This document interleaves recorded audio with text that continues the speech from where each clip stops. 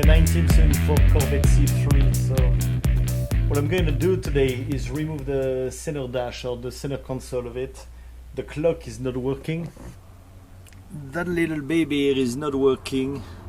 I want to test it and replace it if it is an item issue, if it's not functional anymore. If it is functional, then I need to check the wiring, but for that, to have access to that, I need to remove the center console, and that will start with the top part, the vent and washer part.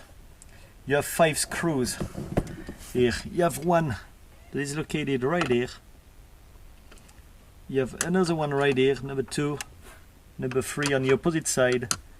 Then you have one here, and the 5th one is right here. So let's remove that part first.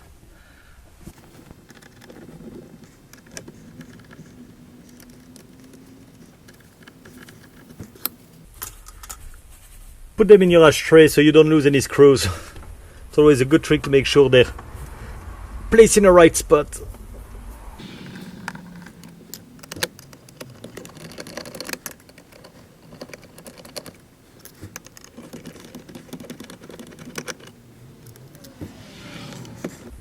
Finish with the top screw, because it's holding basically that thing in position. Don't lose it. There we go. With a screwdriver, and here it will drop. That's the reason why I'm finishing with the top one. You have 2 connectors behind, or 1 connector. So remove that one for the wiper. And this is a bulb, just unclip. And then you have that entire piece that is taken apart. I will use the opportunity to clean it completely inside and before I put it back together, but other than that, it's pretty good shape. So I'll put that out of the way, just so that they're not hanging. And now let's remove the bottom part. So we have 1 screw right here, we have another one right here, one right here, number 4 right here, and let's remove those 4 screws and see if we can get that console out. But here it's already loose with those 3 screws. Let's go.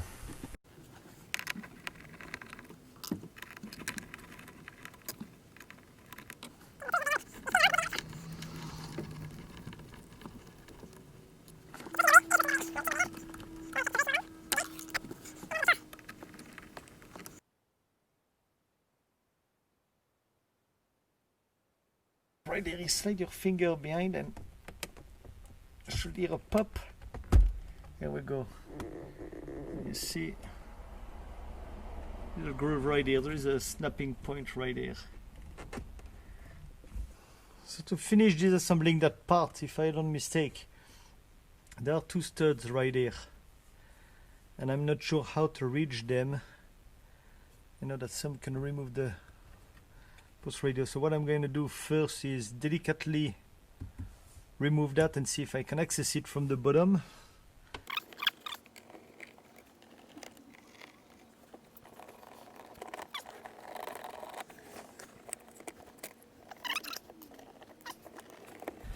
There we go.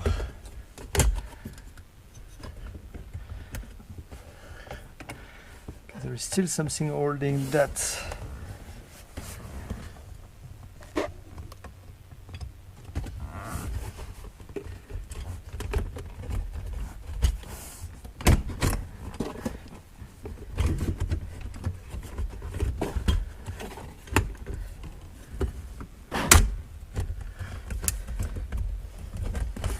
There we go. That's that part right here. Was hooking underneath. So see, I can remove that pretty easily. Couple of screws.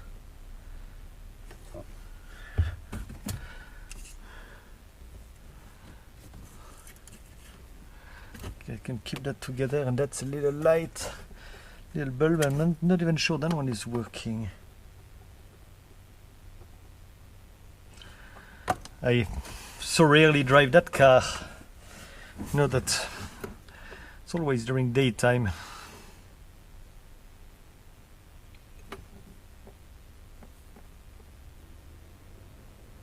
Yeah, that one is actually good. Yeah. Yeah, the filament is very good. There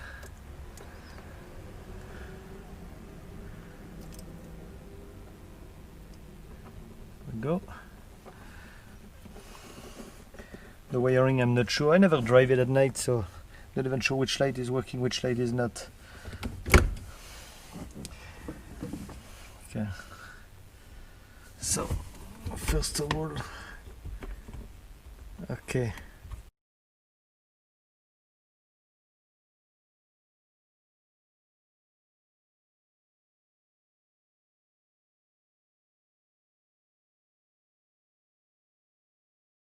But now you have some side plates,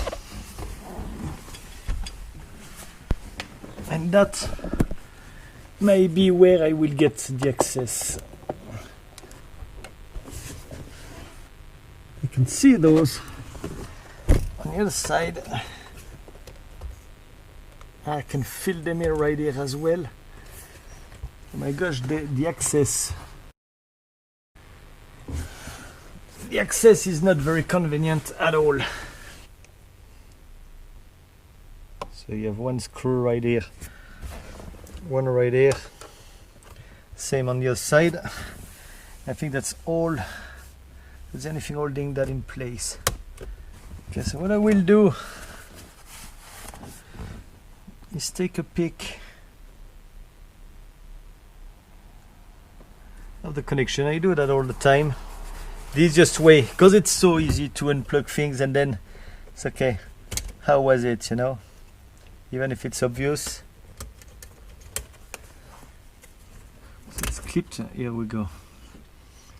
That's a little bulb as well. I'm gonna use the opportunity to check it. Start with those. Be very careful with the seat.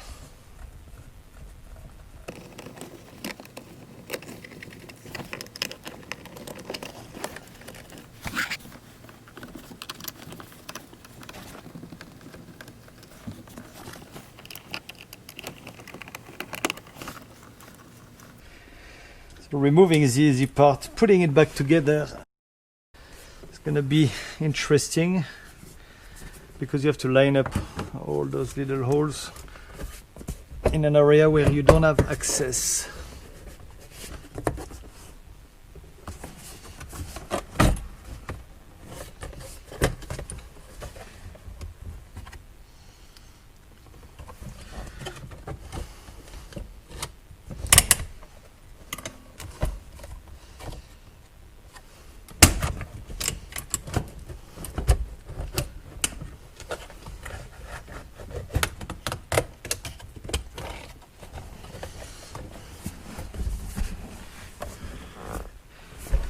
We go. So that strip was already a little bit damaged, so it's making it easier, but still it's broken.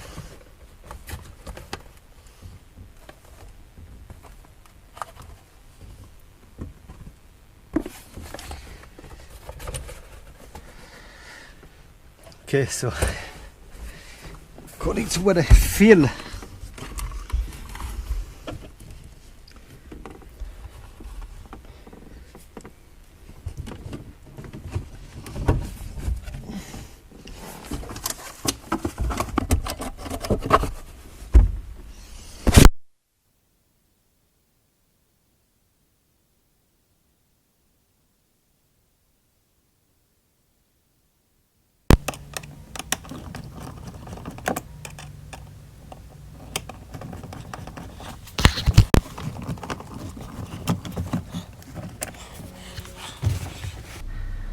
obviously, if you have the studs, it's not obvious, but it's attached apparently on that part. So no matter how you disassemble that here, everything is in one piece. Oh no,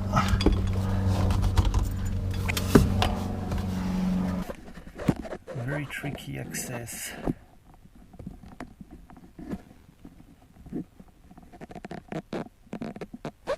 Cannot show if you see those studs, or those screws have two on each side. Yeah, we see them. So those one, the access is exceptionally boring to reach. It's going to be amazing, but once I got those, then the rest looks like it's going to be a piece of cake. So let's get on those. Won't be able to get the camera on it. So I need to find a way to remove that module. I'm going to take that part out first, because when I reach right here, those are actually pretty close. So that's where I need to access those. That's going to be the easiest. It's going to be very tricky from the side right here. Need to access those from here and remove them. But I got two right here, and I got two on that side as well. So let's go and remove the vent control, the vent and heating control.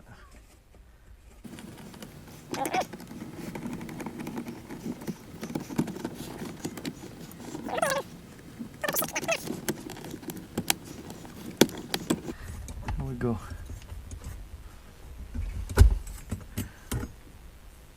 I'm going to put back those screws.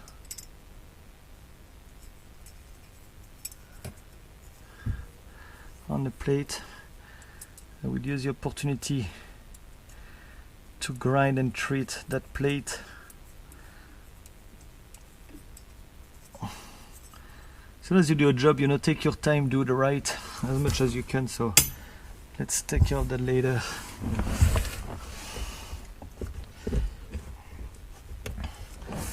Can fill those, but the thing is that taking that apart will be doable. Putting it back together is going to be a lot harder if I don't have a better access.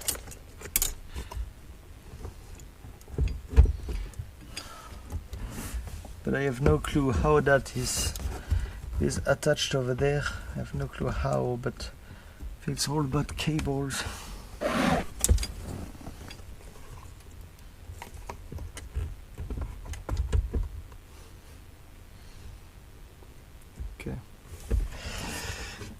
Okay, so that's another thing, but at least I got a little bit more access here. I use a ratchet. So I'm trying to find the size of the socket and figured out that one was apparently loose. If I'm doing that right, hopefully I don't lose that piece.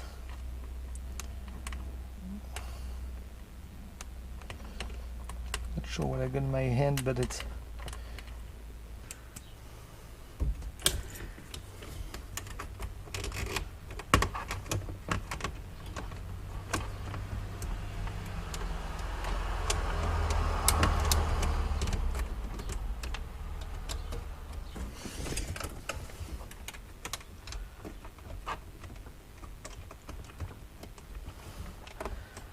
okay, so directly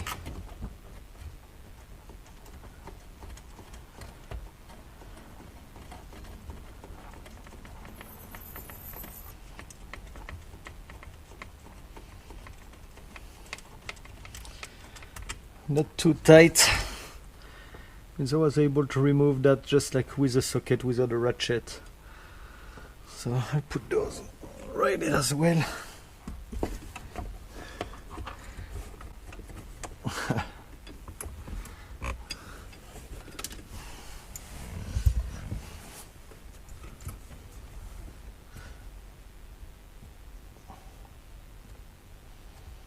That's a tricky part.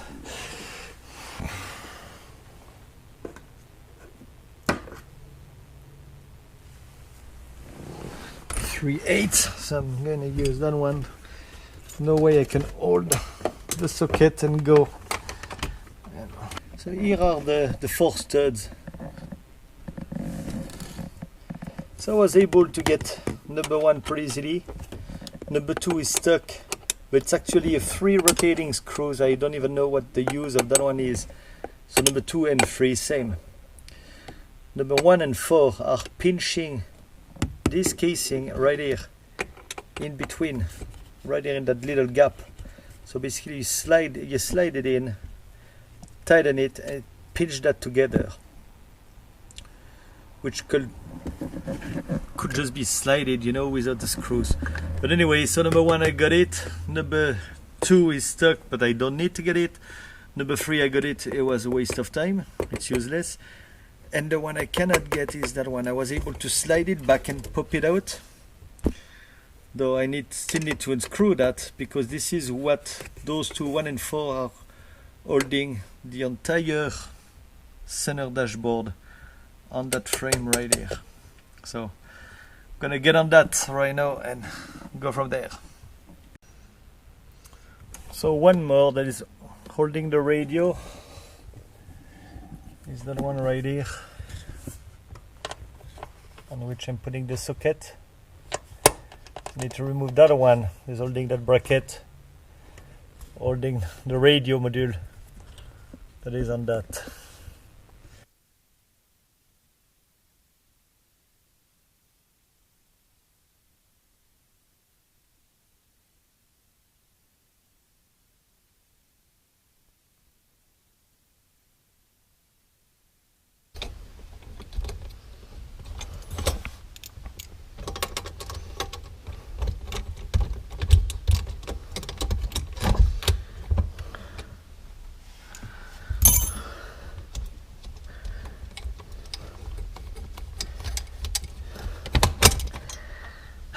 Here we go.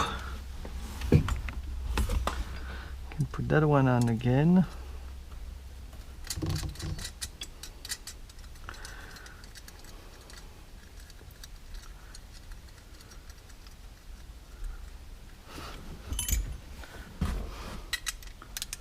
So I don't know if those one have another purpose, but those one were useless. That one is a different size, and that one was loose right at the beginning.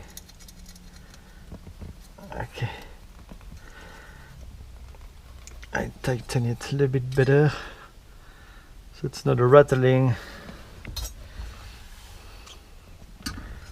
Yeah, that direction. 1974, everything is dated. That's good.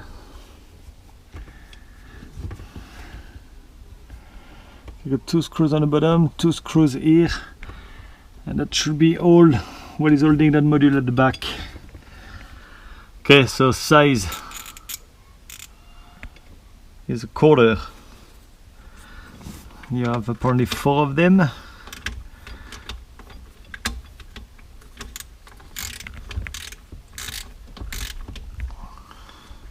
I got the 4 screws out, and of course one thing not to forget for the clock,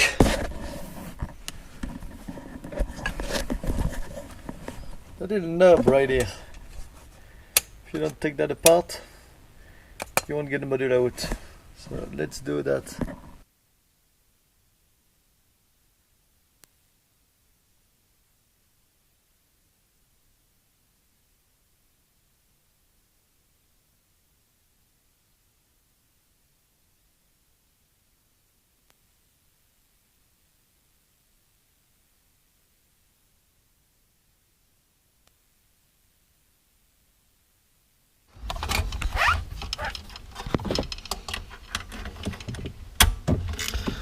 So you have 2 screws on the back plate of the clock.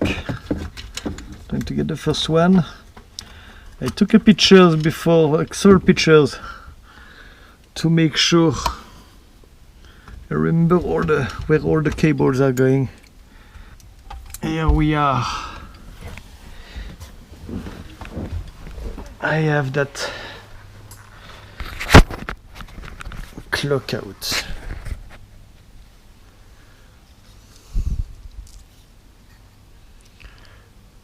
Okay, I'm gonna test it and see if I can test it and see what I can do on that.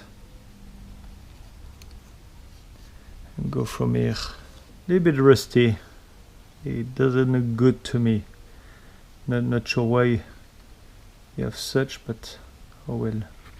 So the quartz movement clock from Corvette C3 1974. Here it is. So that one is fully enclosed. Apparently, I found some information online in some blogs that you can actually take it apart a little bit after you air blown it very gently, apparently more using like an air can than an air compressor. You have to be very gentle, so I'm gonna give it a shot and see what we can do. Would avoid like the cheapest I found, the cheapest replacement, exact replacement is about $175 on internet. Regular price is $200 to $210 with Corvette mobs and some others. So okay, so I'm going to test the clock and make sure it's fixed properly before I put it back in a Corvette, because I don't want to do that 5 times. So I found 2 cables, one that I connected directly on the positive, one I'm going to hold that for the ground. And I go in a mower, you go in on any battery, you don't need a power supply. I'm going to latch the positive on the plus of the battery. Going to touch and hopefully it will, I can hear directly it's clicking, and look at the needle for the seconds is running, so it is working perfectly. So just need to make sure I got the current coming to the clock and continue. I will check the continuity and then I'm good to go. Okay, so let's connect the clock, make sure it is working, put that on there. Put the connector right here.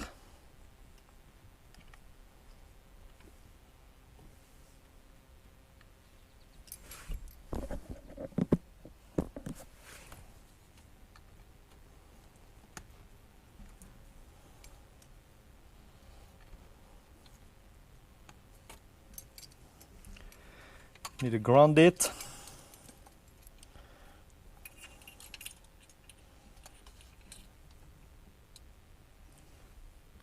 And here we go.